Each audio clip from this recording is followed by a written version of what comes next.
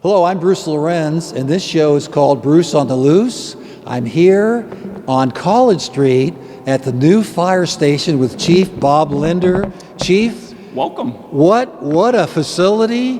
You took me on a little nickel tour, yes. And we're going to try to show people about what's going on here. And this is no trucks here in the bay, 5 bays. Probably about maybe 10,000 square feet? This is, yeah. It's roughly around 10,000 square feet, 5 bays. I know it's empty at this point, but come Monday, this will be filled with all of our trucks.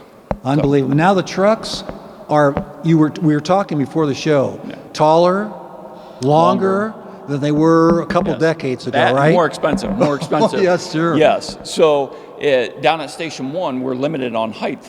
Some of those trucks, some of the door bays there are 12 feet.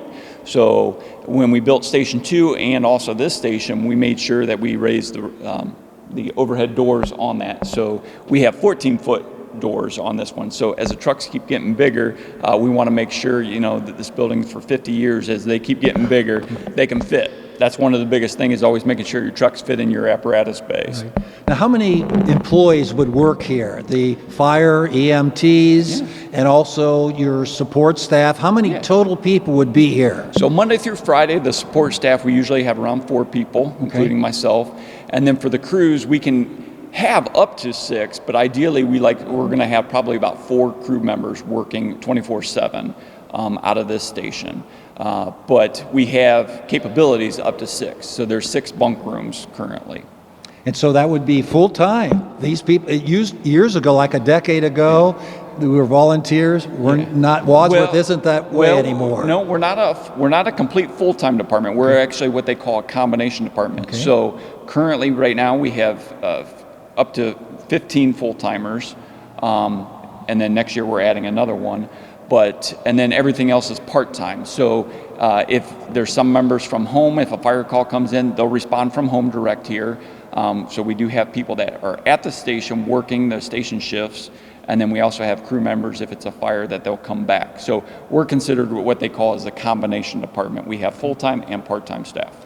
What about the coordination between the fire station and the north? Is the dispatch take care of that, and they don't send too many trucks or not enough? Yeah, for fire calls, it's almost everybody goes, and then the duty officer, whoever's in charge, the OIC, they will handle what trucks are coming from where.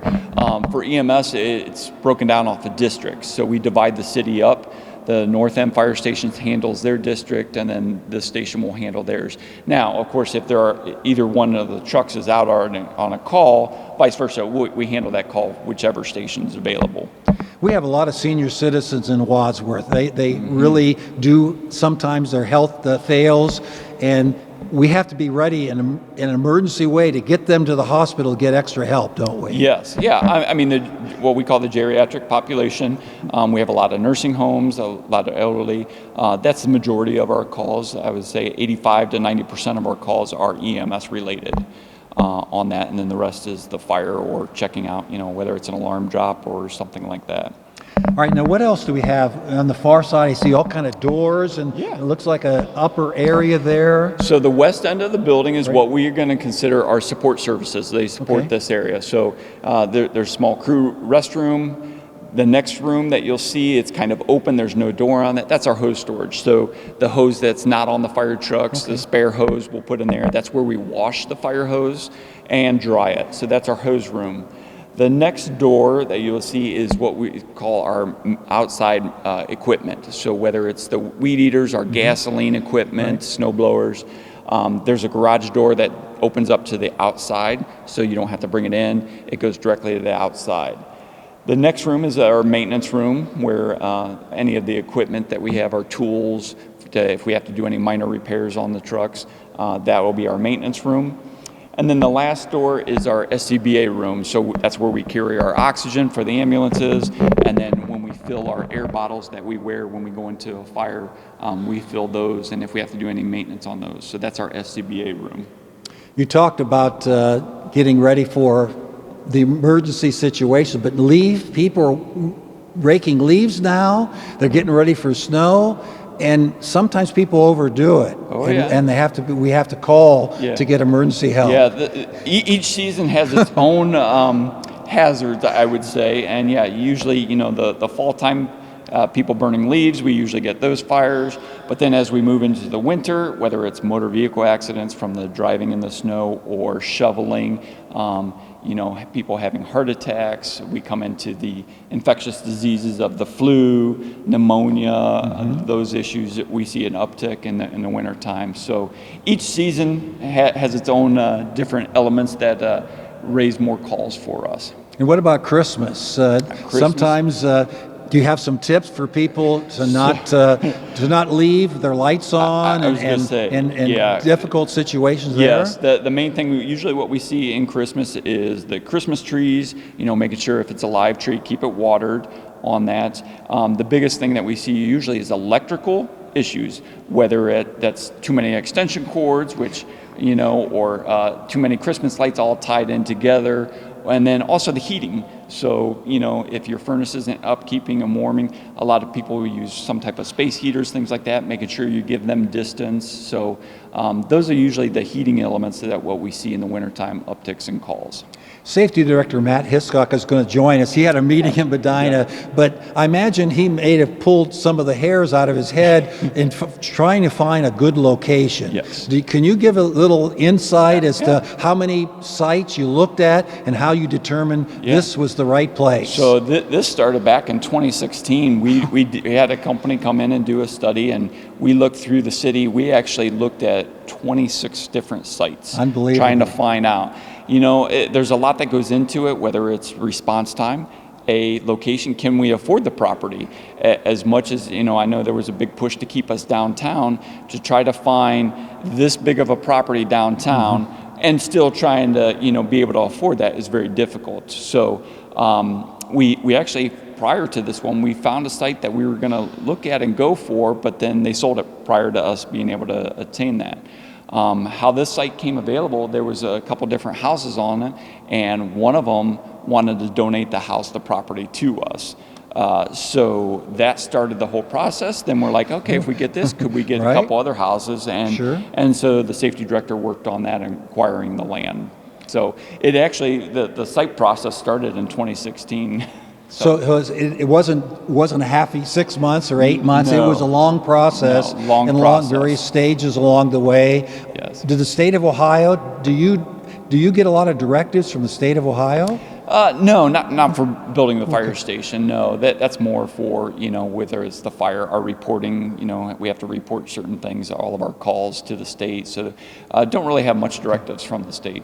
Okay, why don't we go ahead and see a couple other areas? If you could go ahead and get us the grand tour. Absolutely. And take a look at maybe focusing on the firefighters and EMTs and their tough job that they do. Oh, absolutely. Yeah, we'll show you what we call their crew quarters, where they spend their time. That's their house. Okay. Okay. We're back with Chief Lindner, and here I think we're in the decontamination room. Decontamination. Yeah. So the big push, NFPA, which they're kind of a standard that most fire departments try to, they look after the safety of the firefighters and the operations. And the big push that they have, especially with new fire stations, is protecting the firefighters from the carcinogens, all the whether it's from the smoke, the diesels from the trucks. So this room is designed if we're come back from a fire call and try to clean our gear to make sure none of that carcinogens come on our skin. So this is the room they can enter here, they can get out of their gear. If they need to wash it, this is what we call our gear extractor. So they will wash their gear in there. And their uniform's very thick. It's very thick. You got to provide the protection from the heat, Right. and then from the smoke and the carcinogens from there. But then you also have to keep them warm in the winter time. So yeah, they're pretty thick. So they can wash that gear. If for whatever reason, then we can strip out of our normal gear, our normal clothes that we wear. We have a washer and dryer specifically for that. Once the gear is dried or washed, we can put it in the dryer. So this is what we call a gear dryer. So we can dry our gloves, our bunkers, our coats, and our helmets.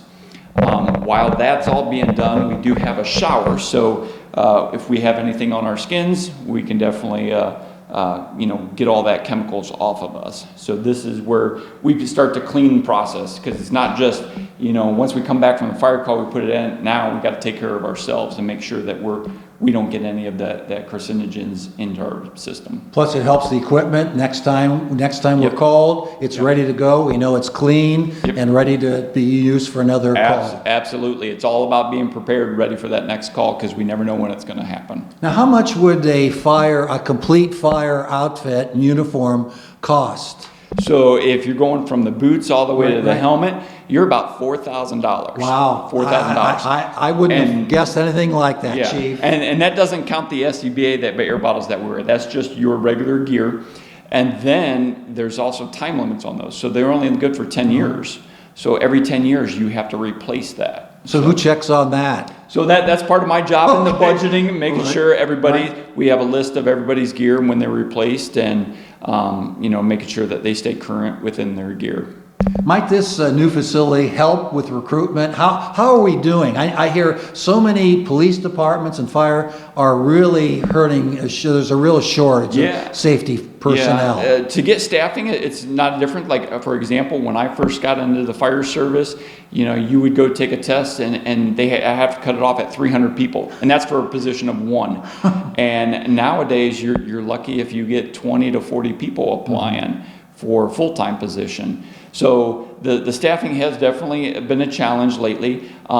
With this station, how it's going to help, there's a couple things. A, it's a brand new facility. Who wouldn't want to work at a brand new facility, state of the art on that one? But the other element is the back of the station, which we may get into, is we have a safety town village and a memorial.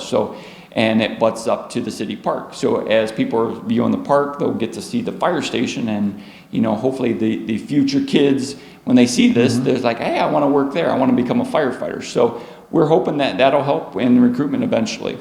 A lot of different emergencies from a couple decades ago. Now you have drug overdoses. We have issues with, again, people overexerting. We have the elderly population. The people really need to keep up on all the changes. The people working here, it's constant changes, isn't it? It's constant change. There's always updates, what things that we can be doing better.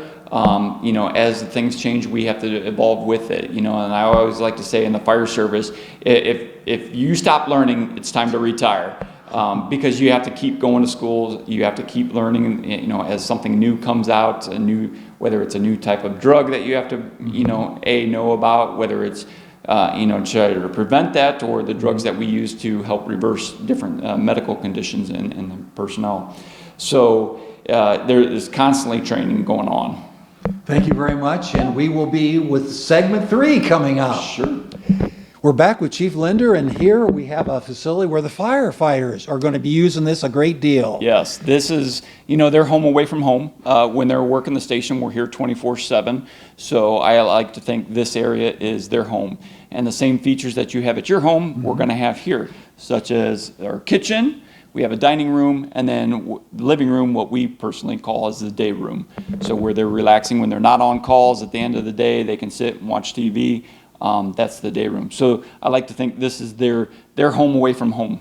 Do they go ahead and take turns cooking? So each shift, usually, depending who's working, there's some people that are better cooks than others, I'll say, and they'll do most of the cooking. Right. They can go out. Some of them will bring their food. Some will cook here, and then sometimes they'll go visit the restaurants around town. So. Well, it certainly is a spacious area. If we could walk this way a little bit, Chief, and take a look. Absolutely. So people wonder, well, why is there 3 refrigerators? So we work on a 3 shift. So there's an A, B, C shift that works, 24 on, 48 off. So each shift has their own stuff that they put in there, so nobody's stealing from everybody else, borrowing their stuff. Right. So we have 3 refrigerators, just normal stove. You'll have your sinks. This is our kind of our island that we have. That a lot of times this is where some of those trainings, we can even do this around here in the dining room. Just in the morning, you get a cup of coffee and you start talking about something that you heard on the news. What would we have done if this happened? So a lot of that informal training gets done in the kitchen and the dining room area. So, There was a water break in Cleveland this morning, and they had to Cars rescue stranded. had to rescue people. Did you hear about that? I did. Out of the cars. Yep. People, they see that water and they think they can get through it, and it's not always the case. And they learn, then that puts us in a challenge because now we have to go rescue them. So. And then they get emotional, and if they have a heart problem or issue, that could be extra issues and problems. Absolutely. You never know what call is going to come in, Right. and challenges maybe with that. So. Yeah. And you said I mentioned before. You said leaves. Can people in the city burn leaves? No, they cannot. I Not in the didn't city. think so. In township. Yeah, within the city, there's special ordinances on Okay. burning. Right. So. Right. Yep. So why don't we talk for a minute? Since I mentioned townships, what is the relationship between you and, let's say, Seville? There's a fire kind of in between, maybe Sky Park or somewhere in between. So how does that work? So currently within the city, we have that coverage. We provide township for Wadsworth. So Wadsworth contracts for us. So we do fire and EMS for Wadsworth Township. And then the other communities such as Seville, Sharon, they have theirs. So we have a good working relationship. We call it the mutual aid. So if for whatever reason we are busy or they're busy or this fire is too big for them to handle alone, they will call us and we come assist. So it's kind of just a helping hand because there are certain days that we're extremely busy and we have to bring in mutual aid companies, whether it's Seville, Sharon, to come in and help us, and then vice versa. If they're busy, they call us and we go help. So it's we like to say neighbors helping neighbors. Right. So we use a mutual aid system. How many times in a month might you have mutual aid? Maybe 5 or 6, Yeah, or it varies? It varies, and of course, more so on the EMS. I would say EMS, it's probably usually about average of 5 Wow, on that. okay. Fire calls, it varies. For example, last month, I think we provided mutual aid on fires 4 times, and we didn't have to call anybody. So Right. on that one, so it varies month to month, but you just never know when those calls are going to come in. Right. Chief, let's keep walking here and see, again, coffee, getting ready. Nice table here. Nice table. This A table little is- camaraderie. This Boy, table- this is some kind of This table. Actually, one of our full-time members also does woodworking, and he built this and made this for us. So he donated it to the station. So this table was donated by Kurt Lauer. He's one of the full-timers. He donated this, and it's a very nice piece. And like I said, a lot of the conversations, trainings, go around at the dinner table. So that's why it's extremely important. Do you sometimes get suggestions from the firemen as to, hey, we did it this way before, maybe we need to look at that? Oh yeah, absolutely. Like I said, again, you're always learning, and so sometimes the guys will say, well, let's try this next time, or let's do this, and so yeah, absolutely, we'll try and do things like that. Yeah, no question about it. Now, looks like the little relaxation after a tough run to help out. This is where we say they like to decompress, after certain calls. Right. So at the end of the day, yeah, if they're not answering any calls, all the cleaning's all been done. This is where they'll come and relax, get to check up on the news, and then there we get a call right now. So. But this is where they're gonna decompress, is like what we like to think. Just sit down and relax. no question about it. Looks like a lot of storage underneath the TVs there. Storage, whether it's books, magazines Sure. the fire magazines that we'll look at. Yeah. There's all kinds of storage for whatever they may need. So this certainly is a place where they can be a camaraderie. They esprit de corps. They get together. They work things out and talk, and I think that's probably very valuable for them. It is. Sometimes it's good to talk, and we are a team. We are a family. So you got to have that close-knit relationship with everybody, and this is where that usually happens. We're decompressed from a call, talk about the call. Hey, would you have done something different, or what did you think about this? And so that's where all this can happen. What about some of the younger firemen getting ready to go? Do they practice? Are there areas, will there be areas here where they can practice? And I saw, we'll go next to the room where you have education. Wow, what a nice size room that is. Yeah, so we do have, a training room that is designed for doing training such as PowerPoint lectures or, on the TV, any programs that we pull.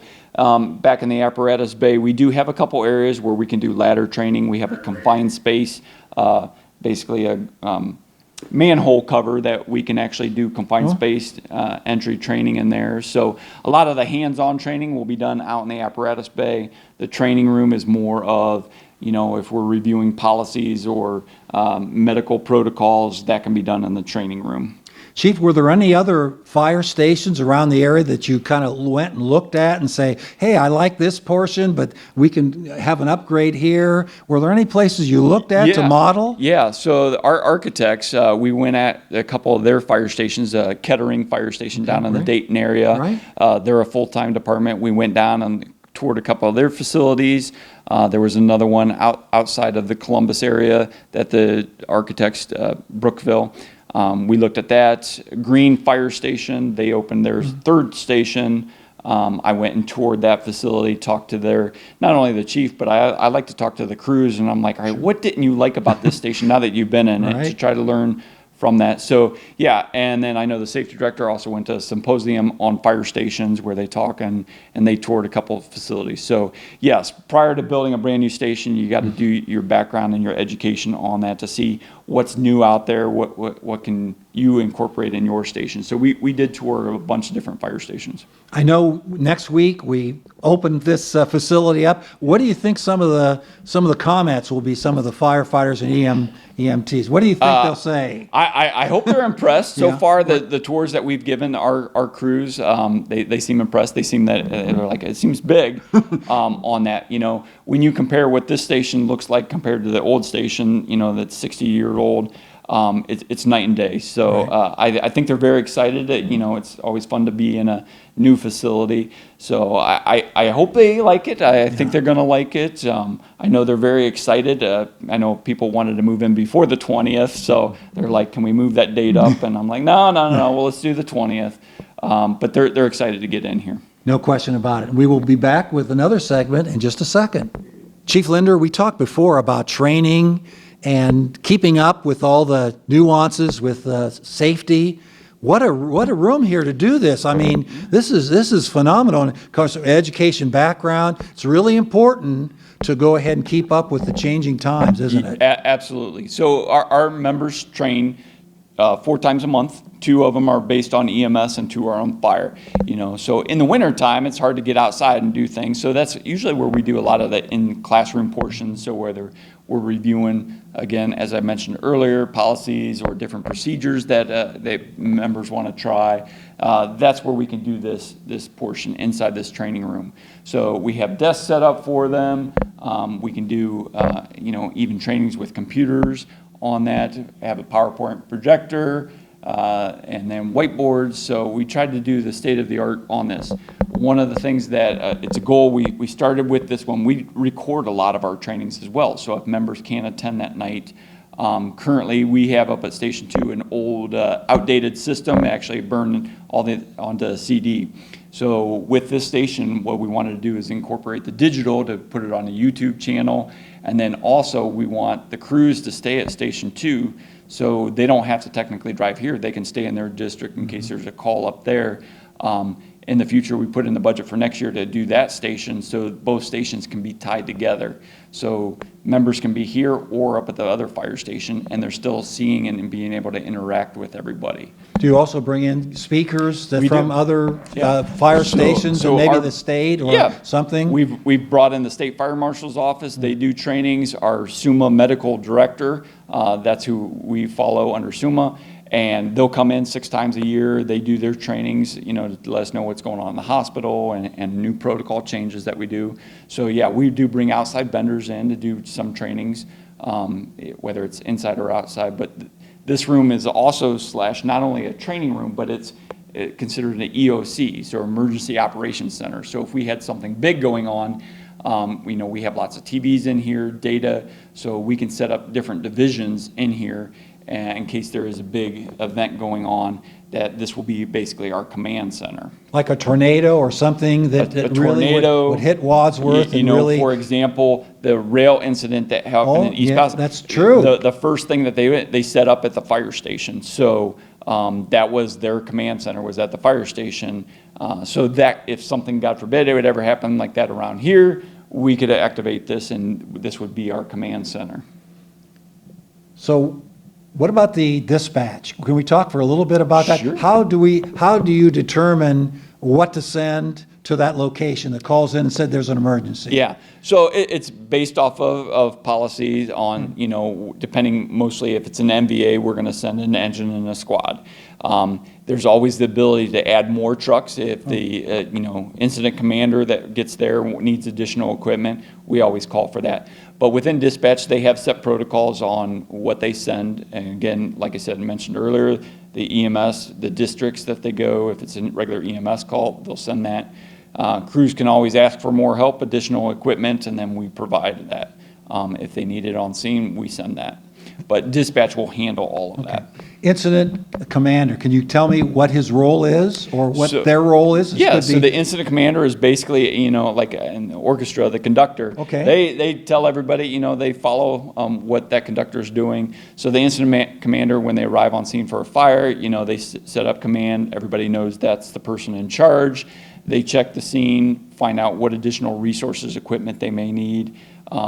If there's anybody still inside the building, we want to find that because that changes how we operate. So they're basically like at a school, they're the principal, they're the person in charge.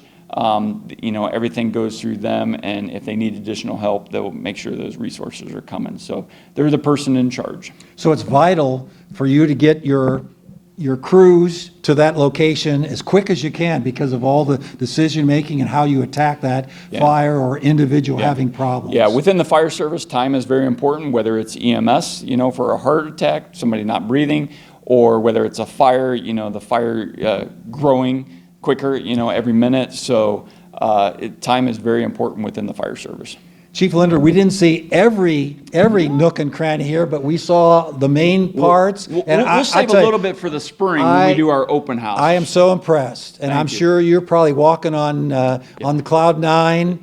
And next week, a big week, people coming in and going ahead and fill some slots here and getting operational here. Yep. Next Monday, we're going to start getting all the trucks and running out of here, and then in the spring, we're going to do a big open house that everybody can come see. So we want to leave a little bit for them. Maybe a few people watched today's show with you, and I appreciate your time. Thank you very much, and thank you for viewing Bruce on the Loose.